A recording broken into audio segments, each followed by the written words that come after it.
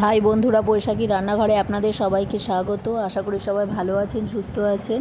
আজকে আমি একটা নতুন রেসিপি আপনাদের সঙ্গে শেয়ার করতে চলে এসেছি। আম কুলফির রেসিপি। এটা কিন্তু খেতে খুবই সুন্দর হয় আর বাড়িতে তৈরি করাও খুব সহজ। আপনারা খুব সহজেই বাড়িতে তৈরি করতে পারবেন। প্রথমে আমি এই যে এখানে আম নিয়েছি। এবার আমগুলোর বোটার কাছ থেকে খানিকটা কেটে নেব। এই যে দিয়ে ছুরি দিয়ে আমের আটিটাকে বের করে নেব। এই যে এইভাবে বের করে নিতে হবে। এই যে হালকা শাঁসও রয়েছে ভিতরে। এইভাবে আমি সব আটিগুলো বের করে নেব।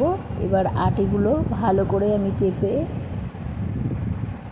আমের পাল্পগুলো বের করে নেব এইভাবে। এই দেখুন আমার বের করা হয়ে গেছে।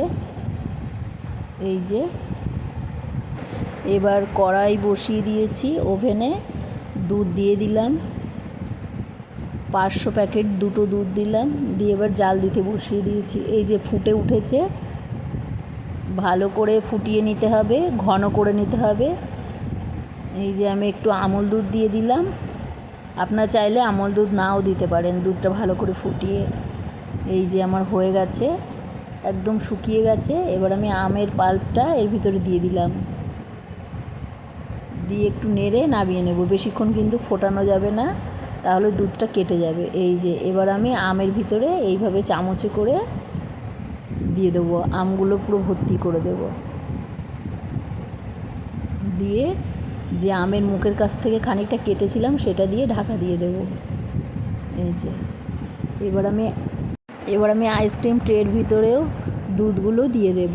দিয়ে যে উপর থেকে ঢাকনা দিয়ে দিলাম।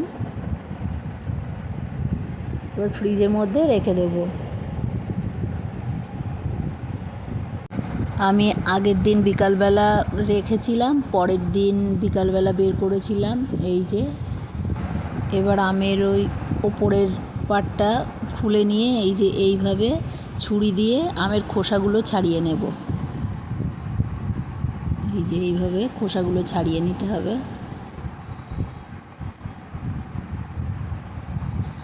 এই যে এইভাবে ছাড়িয়ে নিয়েছি সবগুলো।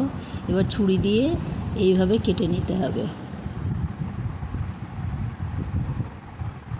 এই দেখুন কত সুন্দর তৈরি হয়ে গেছে ম্যাঙ্গো কুলফি। আর খেতে কিন্তু খুব সুন্দর হয়, না খেলে বুঝতেই পারবেন না। এই যে এই রেসিপিটি আপনাদের যদি ভালো লেগে থাকে একটা লাইক, কমেন্ট এবং প্রচুর শেয়ার করবেন। আমার এই চ্যানেলে যেই বন্ধুরা নতুন, সাবস্ক্রাইব করে দেবেন, পাশের বেল আইকনটি প্রেস করে দেবেন নতুন নতুন রেসিপির ভিডিও পেতে। আপনারাও বাড়িতে এইভাবে তৈরি করে দেখুন, খেতে কিন্তু খুবই সুন্দর হয়। আজকে এই পর্যন্তই, আবার অন্য কোনো দিন অন্য কোনো নতুন রেসিপি নিয়ে চলে আসবো।